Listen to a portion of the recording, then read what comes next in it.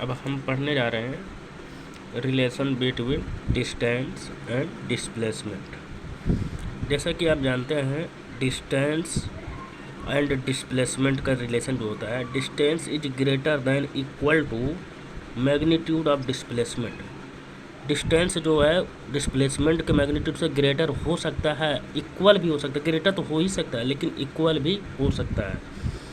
तो फिर उसके बाद हमारा जो नया वो निकल के आता है रिजल्ट, उसमें क्या होता है, distance upon displacement is greater than equal to 1। इसको हम यहाँ पे वो होता है ना, तिर्यक गुणा कहते हैं हिंदी में। तिर्यक गुणा कर देंगे नीचे ला करके, तो ये डिस्प्लेसमेंट नीचे हो जाएगा और ये ग्रेटर देन इक्वल टू 1 हो जाएगा।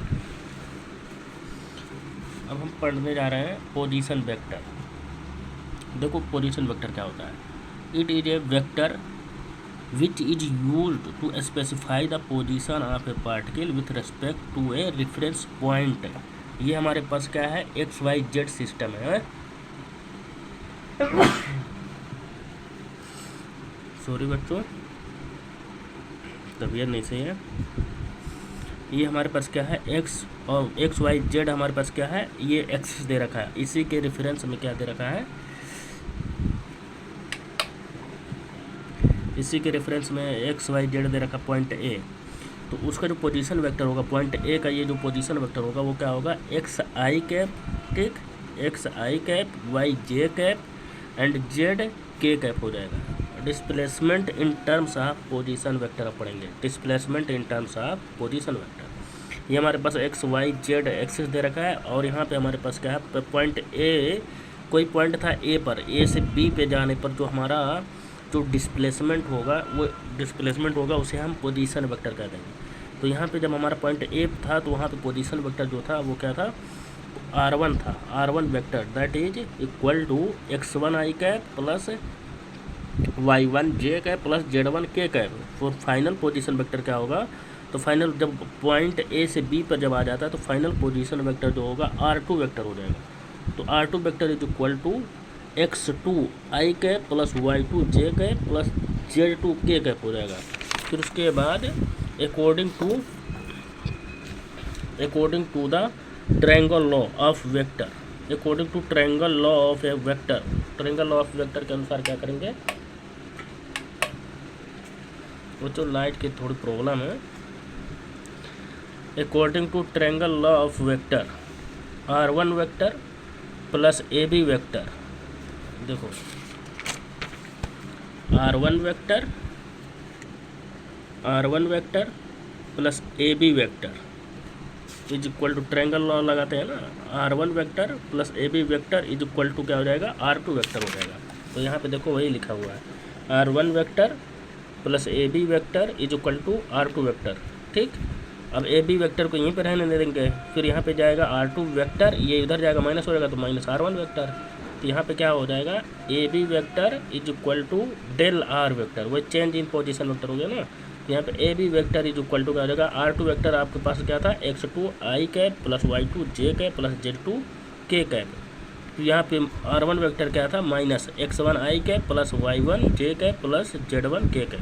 तो हमारे पास फाइनल कुछ इस फॉर्म में आ जाएगा रिजल्ट। फिर ये X2 को इधर और ये X1 एक साथ कर देंगे तो यही हो जाएगा X2 माइनस X1, और ये I कैप कॉमन होगा, इसको बाहर रख देंगे। फिर उसके बाद फाइनल जो रिजल्ट आएगा पोजीशन वेक्टर का, ये जो AB वेक्टर है बेसिकली बच्चों ये पोजीशन वेक्टर है। तो position vector is equal to हो जाएगा del XI cap plus del YJ cap plus del ZK cap हो जाएगा, ठीक। फिर उसके बाद हम पढ़ेंगे वेलोसिटी एंड स्पीड।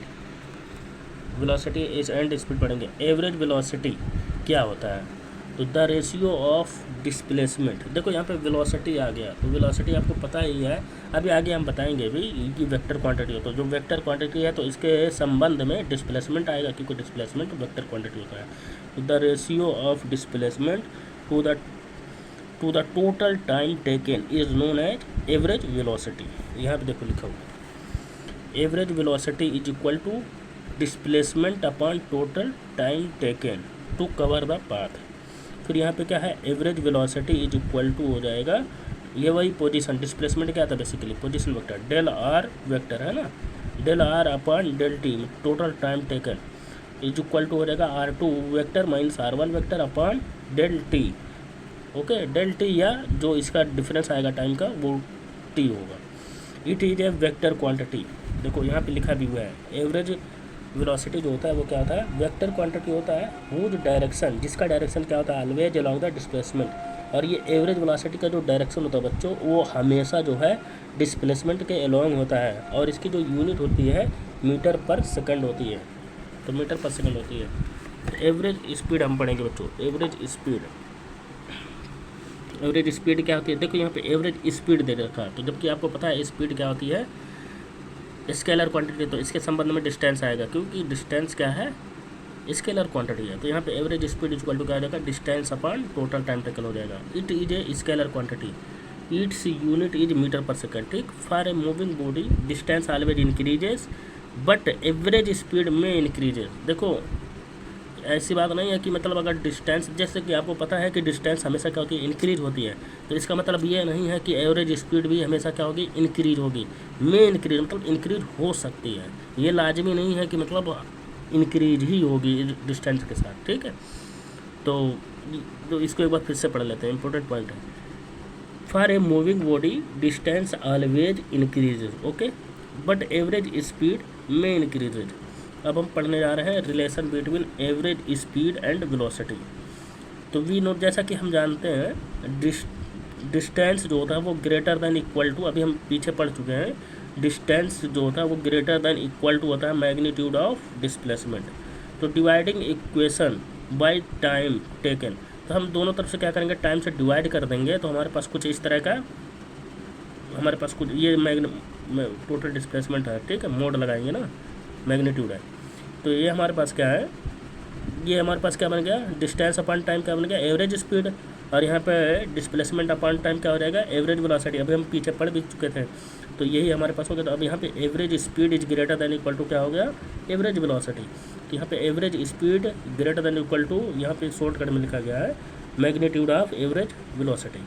तो यहाँ पे कुछ इस तरह का फॉर्म बन रहा है, average speed upon magnitude of average velocity is always greater than equal to 1 होगा। ठीक, अब हम पढ़ने जा रहे हैं इंस्टेंटेनियस वेलोसिटी। अब इंस्टेंटेनियस वेलोसिटी क्या होती है, इसको समझना बहुत ज़रूरी है। It is a velocity of particle at a particular time instant या मोमेंट। ठीक, if time travels is made negligibly small, अगर स्मॉल होगा, अगर हमारा टाइम इंटरवल जो है इज मेड नेग्लिजिबली क्या हो, स्मॉल हो, या इनफाइनेटली स्मॉल हो। ठीक, टाइम इंटरवल, तो then average velocity converted into instantaneous velocity में कन्वर्ट हो जाता है। तो जो एवरेज वेलोसिटी हम पढ़ रहे थे वो किस में कन्वर्ट हो जाएगा, इंस्टेंटेनियस वेलोसिटी में कन्वर्ट हो जाएगा। कब, जब टाइम को हम क्या बना देंगे, इनफाइनेटली स्मॉल कर लेंगे तब। देखो यहाँ पे समझाया भी है, यहाँ पे क्या हो जाएगा, instantaneous velocity is equal to क्या हो जाएगा, यहाँ पे ये लिमिट लगा दें जो इंस्टेंटेनियस के लिए, तो यहाँ पे क्या हो जाएगा, del R vector upon del T is equal to D R vector upon D T. Instantaneous rate of change of position vector, देखो वहाँ पे इसको डिफिनीशन लिख दिया है इंस्टेंटेनियस वेलोसिटी के, instantaneous rate of change of position vector, ठीक, called instantaneous velocity. The direction of average velocity, ठीक, always along the net displacement, ठीक, but the direction of instantaneous velocity is along the tangential to the path. Path के क्या होता है, tangential होता है। Instantaneous velocity जो होता है पाथ के क्या होता है, टेंजेंशियल होता है। अब हम पढ़ने जा रहे हैं इंस्टेंटेनियस स्पीड। अभी हमने इंस्टेंटेनियस वेलोसिटी पढ़ा है, अब स्पीड पढ़ेंगे। इट इज इक्वल टू, देखो इंस्टेंटेनियस स्पीड की जो मैग्नीट्यूड होता है वो इक्वल होता है to the magnitude, equal to magnitude of instantaneous velocity.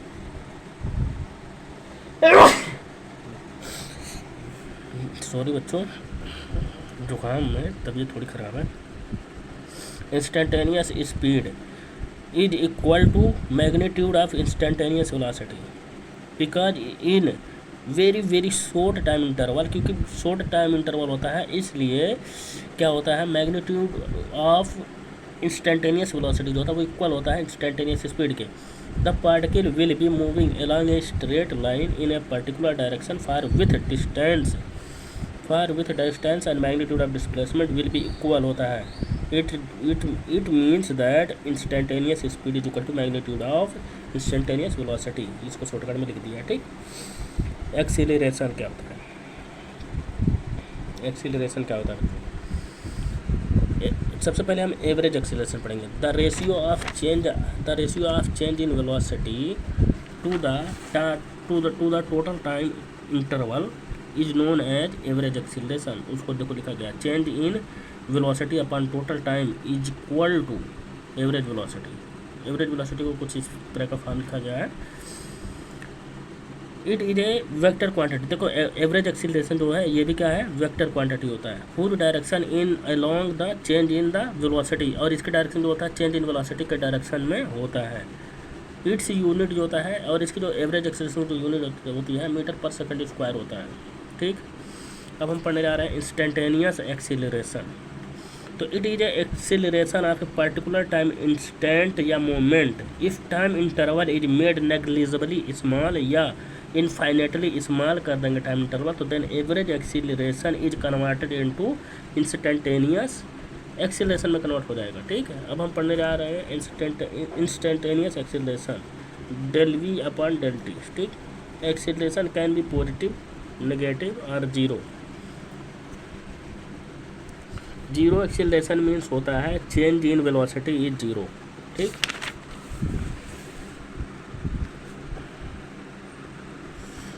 Note में कुछ दे रखा है, इसको देख लेते हैं। तो if path of a particle is given in terms of various displacement then their net displacement या resultant displacement is equal to vector sum of all given displacement, ठीक। देखो यहाँ पे दे रखा है ना,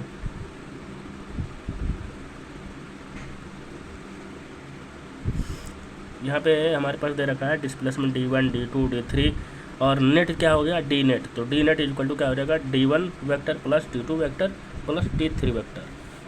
तो टोटल डिस्टेंस जो हो जाएगा वो क्या हो जाएगा, मैग्नीट्यूड इनका ले लेंगे। तो टोटल डिस्टेंस जो हो जाएगा d1 वेक्टर का मैग्नीट्यूड प्लस d2 वेक्टर का मैग्नीट्यूड प्लस d3 वेक्टर का मैग्नीट्यूड।